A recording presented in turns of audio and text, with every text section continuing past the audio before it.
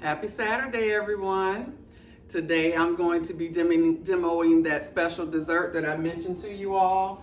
It's creme brulee. As I mentioned, I got my handy dandy new tool, kitchen blowtorch.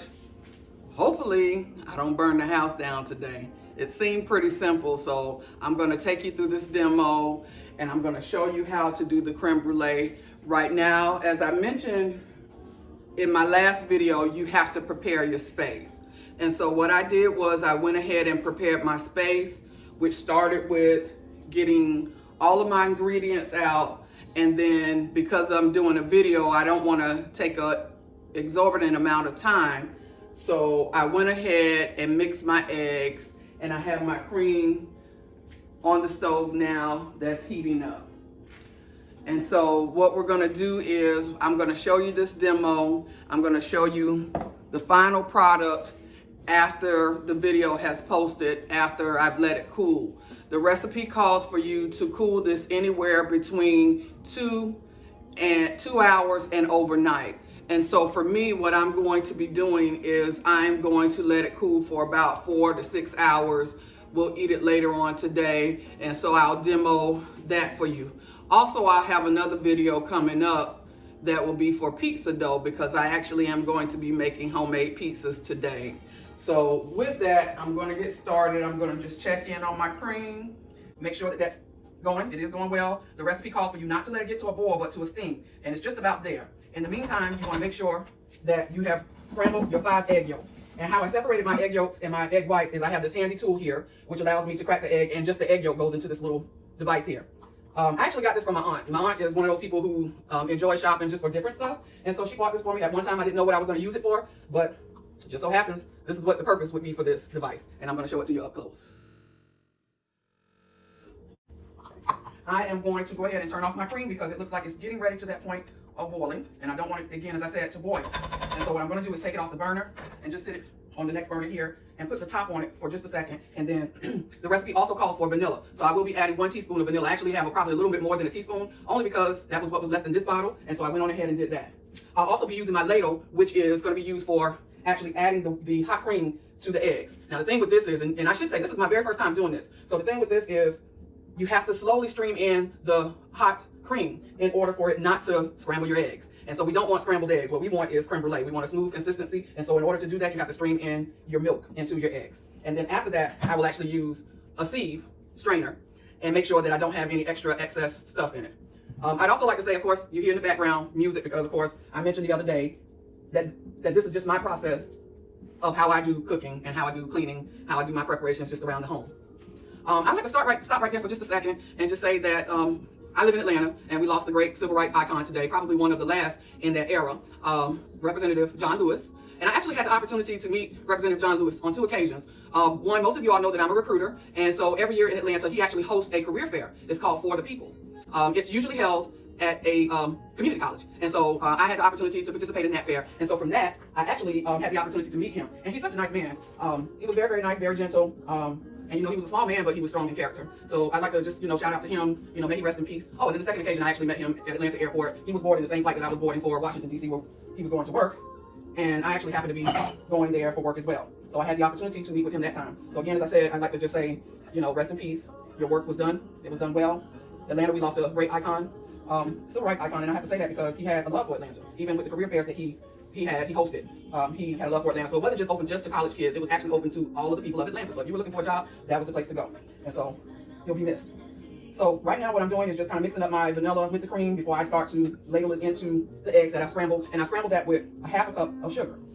Now, this is going to be the test here because I've never done this, and I am praying that this comes out. This is one of my favorite desserts. A lot of people don't like it. I enjoy eggs, so that's the reason that I like it. But a lot of people don't like it because they're not really fans of eggs, but I am. The recipe also calls for you to whisk as you're ladling in the cream. And so that is what I am going to be doing. And I should say that this is going to be interesting, for one. And I'm going to start here. Now for this time, I'm going to be a little bit quiet, only because, I want to see how this works out. So we'll listen to a little bit of music while I'm doing this.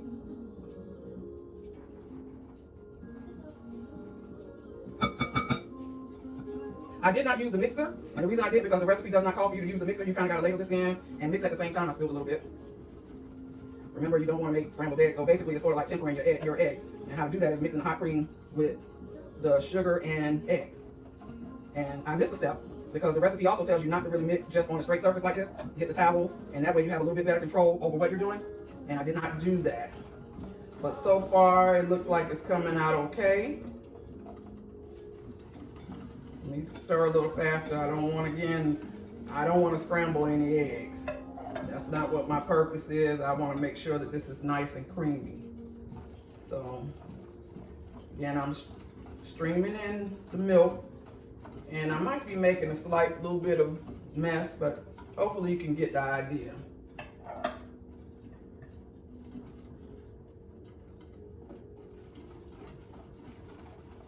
How much money would you like to save? Just by doing something. Oh, I forgot to say I do not own the rights to this music. I am listening to my selection on Spotify, so there you have it. Don't want to infringe on anybody's publishing rights. So far it seems to be going good, but I'm getting close to the end of the milk, and so I may have to start streaming it like this. Make it down a little bit closer and keep streaming it.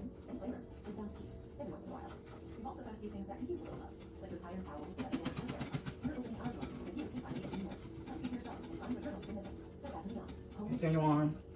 And today I also want to kind of give shouts out to your cake ladies. So if you have a favorite cake lady, post or drop a shout out to them. My little story about the cake lady, I mentioned the other day that my aunt used to bake cakes, and once she stopped, one of my aunts met this lady named, we call her the cake lady. I honestly didn't know that her name was Michelle until recent years, actually. I didn't know her name was Michelle because we called her the cake lady. But the cake lady worked a full-time job, and then she also made cakes. And so we started using the cake lady, and I mean when I say we use the cake lady, we use the cake lady. So for every holiday, the cake lady would make a cake. She would do pound cake, carrot cake, all kind of cakes that you like. But my favorite cake by the cake lady is red velvet.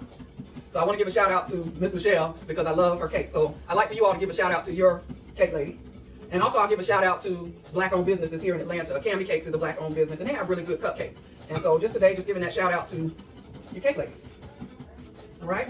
I think this is just about ready, but I'm going to scrape the sides and whisk a little bit more. Then I'm going to use my strainer to just make sure that I don't have any particles, that I didn't create a little bit of a mess.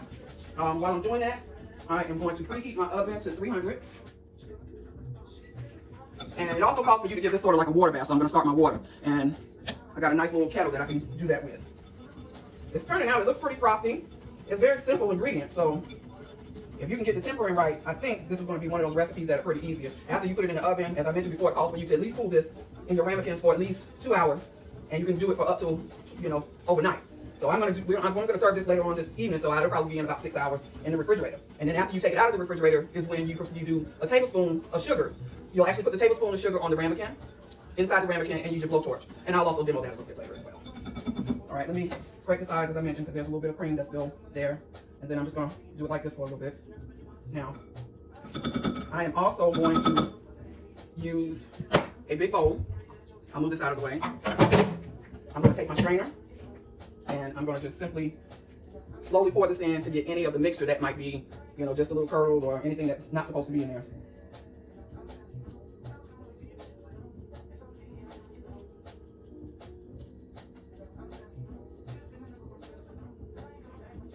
Right about now I would be dancing because I like this little tune, but since I'm on video, I'll keep it simple and not have you laughing with my dancing skills. Okay. It looks as if I didn't really have anything coming out, so hooray for that. Now, let me move some of my mess.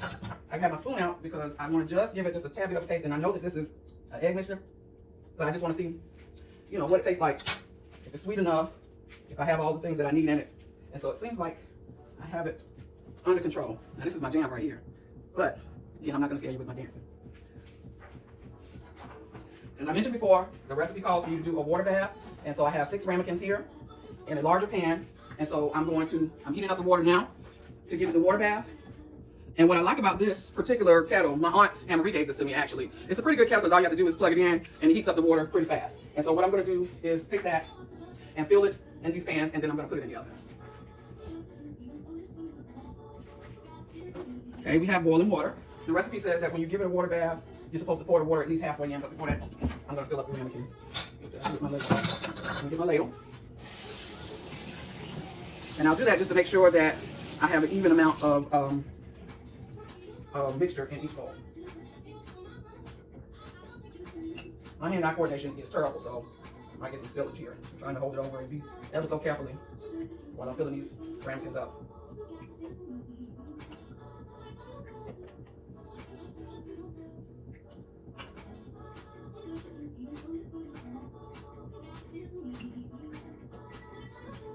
My oven is pretty much heated now.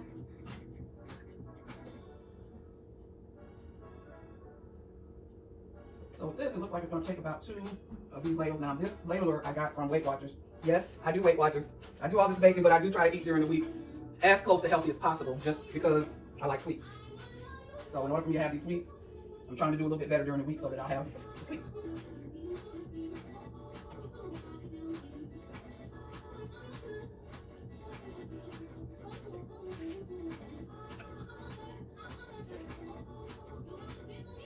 Yeah, it was about 2 of these ladles per ramekin. Actually, it looks like it's nice.